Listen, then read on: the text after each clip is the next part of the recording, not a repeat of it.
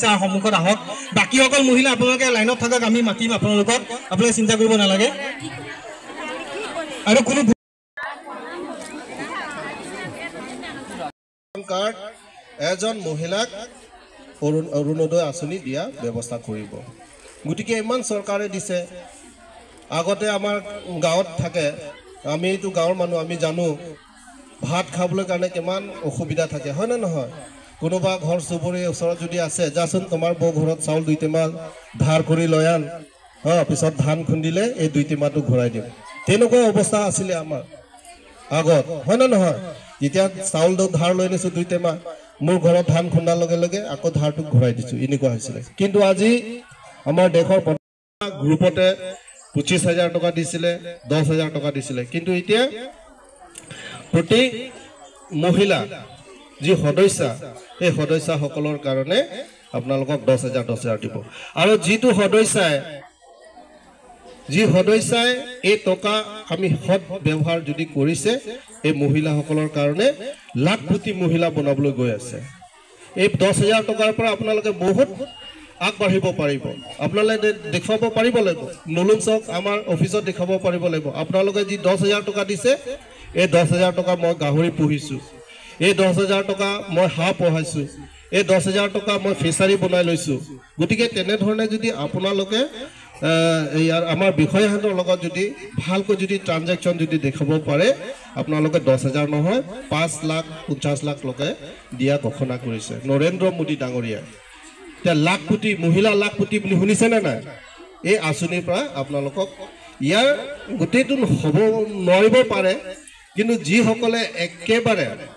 এই টকা যদি ভালকৈ যদি ব্যৱহাৰ কৰে তেনেহলে আপোনালোকে সাকসেস হ'ব মই আজি কৈছো কিন্তু আজি 10,000 টকা পাই গল দুখীয়া মানুহবিলাকে একাউণ্টতো 10,000 টকাটো বহুত দেখি নোপোৱা থাকে একাউণ্ট সোমোৱাৰ লগে লগে 10,000 টকা ড্ৰ কৰিলে ড্ৰ কৰাৰ পিছত কিবা এটা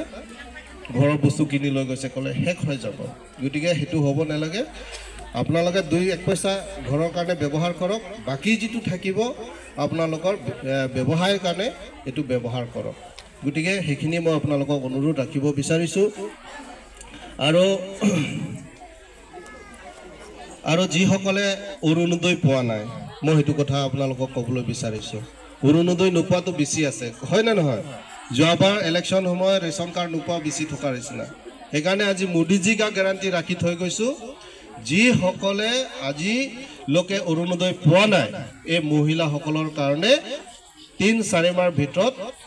গোটেই মহিলা কাৰণে দিয়া মন্ত্ৰী ডাঙৰীয়া যিসকলে ৰেশন কাৰ্ড পাইছে ৰেশন কাৰ্ড আছে অৰুণোদয় পোৱা নাই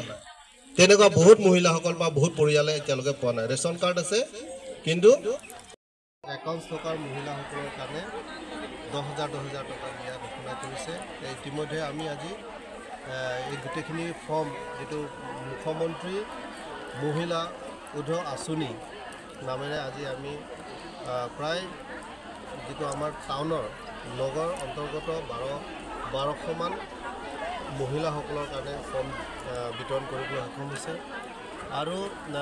আমাৰ ব্লকৰ যেটো ৰুৰেল এৰিয়া NRLM যোগেদি তাতো আমাৰ প্ৰায় 6,000 লাংচমিপি ব্লকৰ আন্দাৰত দিব পাইছো আৰু হাওৰাঘাট ব্লকৰ আন্দাৰত প্ৰায় 6,000 মান আমি ফৰ্ম দিয়া ইতিমধ্যে দিয়া হৈ গৈছে আৰু তেওঁলোকে ফিল আপ কৰি জমা দিয়া হৈ আছে গতিকে তেওঁলোকে আৰ্থিক সাহায্য পাব যাতে তেওঁলোকৰ যেটো গোট আছে এই গোটৰ নিজৰ ভৰি নিজে থিয় হ'ব পৰাৰ যেটো ক্ষমতা আমাৰ মাননীয় মুখ্যমন্ত্ৰী ডাঙৰীয়া চিন্তা কৰি দিছে গতিকে মই ইয়াত তেওঁলোকক অনুৰোধ কৰিব বিচাৰিম যেটো সাহায্য পাব এই সাহায্যবিলাক তেওঁলোকে সৎ ব্যৱহাৰ কৰিব লাগিব যেটো চৰকাৰে টকা দিব সেই টকা কিছুমানে কি কৰে পোৱাৰ লগে লগে কিবা এটা কামত মানে ব্যৱহাৰ কৰি দিয়ে যে তেনেকুৱা হ'লেতো তেওঁলোকৰ যেটো কি ক'ব ব্যৱসায় কৰাৰ ক্ষেত্ৰত তেওঁলোকে আগবাঢ়িব গতিকে আজি মই এই কথাও আমাৰ আই মাতৃসকলক মই সেইটো কথা ৰাখিছোঁ যে আপোনালোকৰ যেটো একাউণ্টত যেতিয়া টকা সোমাব সেই টকাবিলাক আপোনালোকে সৎ ব্যৱহাৰ কৰক যাতে আমাৰ দেশৰ প্ৰধানমন্ত্ৰী নৰেন্দ্ৰ মোদীজী তেওঁৰ সপোন যে আমাৰ দেশত মহিলা লাখ কোটি বনাবলৈ কাৰণে তেওঁ প্ৰচেষ্টা চলাই আছে সেই আমাৰ ইয়াৰ মহিলা আমাৰ যেটো পাহাৰীয়া মহিলা বা আই মাতৃসকলে যদি তেওঁলোকৰ বুথত যদি ভালকৈ যদি ব্যৱহাৰ কৰে তেওঁলোকে নিশ্চয় লাখপতি হ'বলৈ সক্ষম হ'ব। আৰু এটা কথা দেখা পোৱা গৈছে যে কিছুদিন পূৰ্বে আচলতে ব্লগতো ঠিক একেদৰেই এই ফৰ্মসমূহ বিতৰণ কৰিছিলে, কিন্তু বহুত লোকে এই পৰ্যন্ত মানে টাউনৰ মানুহখিনিও সেই ফৰ্মখিনি ফিল আপ কৰিছে। এতিয়া কি ক'ব? এতিয়া তাৰমানে কি আচলতে আমাৰ সমষ্টি ৱাইজ কিছুমান সমষ্টিত টাউন আছে, কিছুমান সমষ্টিত টাউন নথকাও আছে। এতিয়া ব্ৰেকআপ আহিছে যে এটা সমষ্টিত ইমানখিনি ফৰ্ম দিব লাগে। তে সেইটো ফৰ্ম প্ৰথমেতো আমি ৰুৰেল এৰিয়াবিলাক প্ৰাধান্য দিছোঁ, মানে ব্লকৰ আণ্ডাৰত গোটেইখিনি দিয়া হৈ গৈছে। তাৰপিছতে প্ৰায় নোপোৱা মানুহবিলাক থাকি গ'ল। তে সেই টাউনসকলৰ মহিলা যিটো ছেল্ফ হেল্প গ্ৰুপ আছে তেওঁলোকে কিছুমান পাইছে, কিছুমান পোৱা নাই। সেইবিলাক চিন্তা কৰি আকৌ আমাৰ কাৰ্বি আংলং অট'নমাছ কাউন্সিলৰ মাননীয় CM ছাৰে ডক্টৰ পুনিৰাম ৰহা ছাৰে তেওঁ চিন্তা কৰিছে যে টাউনবিলাকৰ কাৰণেও এক্সট্ৰা এই ফৰ্মটো দিব লাগিব বুলি চিন্তা কৰি DC বাইদেউৰ লগত আলোচনা কৰি